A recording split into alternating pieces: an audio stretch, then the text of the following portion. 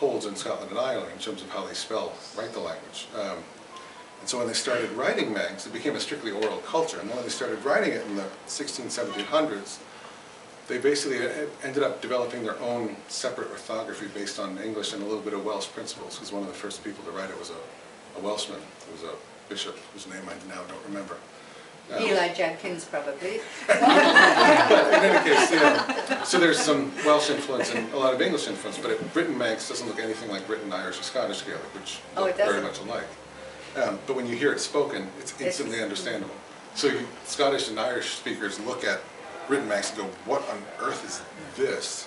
But then as soon as you say it out loud, they're like, oh yeah, and you can answer them. It's a really interesting, yeah. I went to an Irish class. I have a friend who's studying Irish at the Irish Club in Glastonbury, and her parents were Irish speakers. I fully expected, having studied just a minimal amount of Welsh, but enough to read out loud, pretty much. It didn't look like gibberish anymore. But I thought I would recognize more of a connection between the Irish and the Welsh. Yeah, superficially you don't see it. The spelling systems, the orthographies are very different. The sound is very different. As I mentioned, it seems like the great majority of the words are different.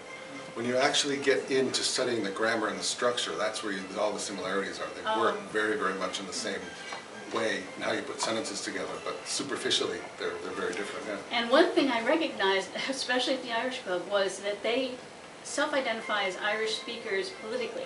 In other words, it's a political statement to speak Irish. In some places it is. It was, and I felt that also in Wales with my family, that they had spoken Welsh from when they were born, but even so, they used it, just like you were saying, you know, they insisted that people speak the language. I mean, it's not gone away completely, it's still there. Like if, for example, I can speak about Scotland, because that's the place I spent the most time. So you go out to the Western Isles, off the northwest coast, which is what today is the heartland of what's left of Gaelic language and culture in Scotland.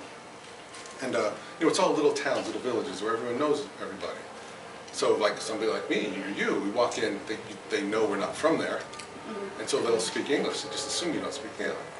Now most people in my experience, if I speak Gaelic to them, will say, oh, you speak Gaelic, and will answer me. But then it opens up like, so where are you from? How did you speak Gaelic? And so on. But they don't, so they will automatically switch to English when people they don't know come in. Though, the learning of Gaelic? And so to an extent, but just going to imagine what you were saying, that the public use of these languages often is still a political statement. Even in Scotland. Yeah.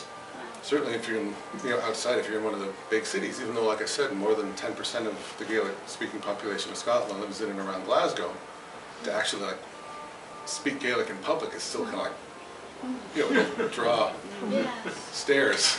Right. And my grandparents came over speaking Welsh. My whole family, my father, everybody who emigrated in 1912 spoke Welsh. And when they got here, my grandmother said to the kids, we're not speaking Welsh in the house. There will be no Welsh. And that she wanted them to completely identify as American. And yet they would speak Welsh. I remember growing up and hearing my grandparents speak Welsh to each other. And it was, no one else in the room spoke Welsh. And it was their little way of communicating, but it was very effective because you always wondered if they were looking at you and talking to each other. You know, I mentioned something similar happened. It was a statement as well. It made you feel it. Something similar happened in my own family, and in many families. That my father's mother's father came from Cape Breton, and he came down to. There was a big migration of Cape Bretoners down to Boston in the turn of the last century. Many of them were Gaelic speakers, then became ultimately Americanized. My father's mother's family was in that lot. So she said she remembers her aunts speaking Gaelic to each other when they didn't want the kids to understand. So right then and there, with that immigration landing in the U.S., that's when it switched. It was their native language. It was what they grew up speaking to each other and continued to speak to each other. But when they got here, they decided, we're Americans now. They didn't pass it on to the children. My grandmother heard it growing up, but didn't learn to actually speak a word of it. It became the adults' instead of being the family language, it became the adult's secret language when they Yes. didn't want the children to understand what the grown-ups were talking about. But sometimes, You know, when I was and in then that was Wales, it, I and it got was that gone. feeling Yeah. as well. That the Welsh people like Yeah. speaking Welsh around English people because Right, because Well, it's maybe. just like a England. As some of course, like in the cis circles of my friends, many of them are Scottish nationalists, you know, and they always tell me things like, you know, England's a lovely place, it's a beautiful country, but the only problem with it is it's full of English people. I was on Cape Breton this past summer, and I was really surprised at the signs. The road signs are all in Gaelic. And it Yeah, was- they're pushing it now. There is again, it's fairly recent. There's an office, what is it called? The Office of Gaelic Affairs. Something Office Imishton the Gaelic or something, I think is the Gaelic name. Yes, basically, I think it translates more or less as Gaelic Affairs Office. And they promote it, they try to, you know, make it more visible, get people, you know, promote its use in signage and kind of public, you know, to kind of promote the culture, basically, yeah. But, I think it's too early to say what impact the efforts in Scotland and Wales even, which has been longer, is having with regard to the use of it is. You know, whatever effects come long after we're all gone.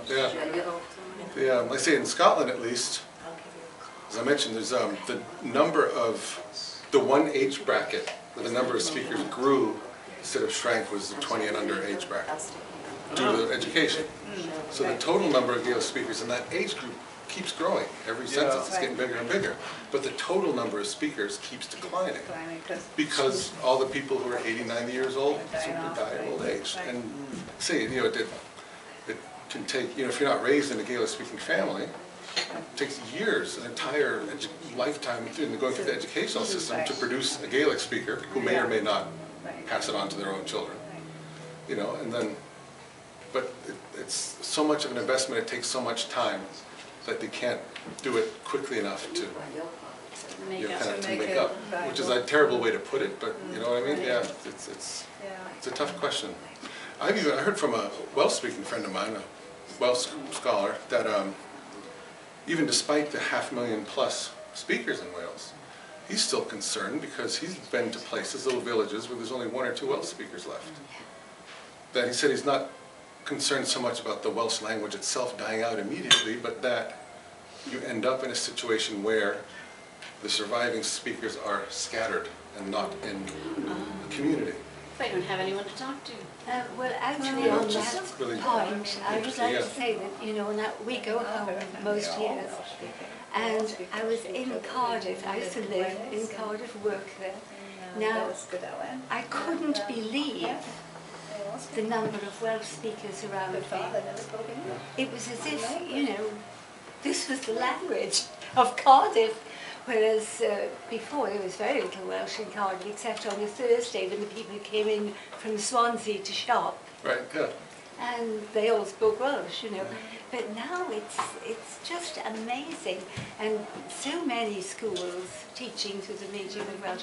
All my little nieces and nephews go to Welsh schools. Yeah, so and- my dream was, that never happened, but I wanted to move to the Isle of Man so I could send my kids to the Manx Medium primary school. But The one thing that does happen, my daughter does say goodnight to me in Manx every night. she says what? She says goodnight in Manx to me every night. I got her that one phrase, and she says it Yeah. every night, so that makes me happy. My grandson in Welsh too. Yeah. Thank No, thanks very much. Thank you.